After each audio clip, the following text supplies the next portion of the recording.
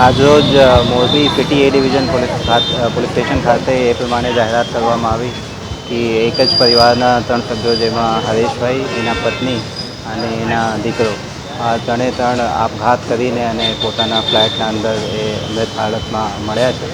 એ ઘટનાની જાણ થતાં પોલીસની ટીમ અત્યારે જગ્યા ઉપર આવીને અને આગળના જે બોડીના પોસ્ટમોર્ટમ અને બીજા જે પ્રોસિજર છે એ હાથ ધરવામાં આવેલા છે.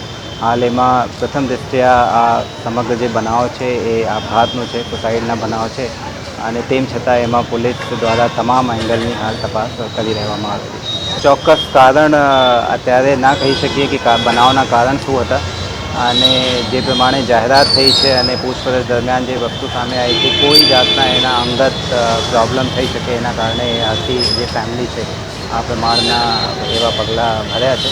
બટ ચોક્કસ કારણ શું છે એ ઇન્વેસ્ટિગેશનમાં બહાર કાઢવામાં આવશે. સુસાઇડ નોટ એના જગ્યા ઉપરથી મળવામાં આવેલી છે. એમાં કોઈ જાતના કોઈ આક્ષેપ નથી અને જાતેથી આ પગલાં લીધેલા હોય એવા જાહેરાત કરવામાં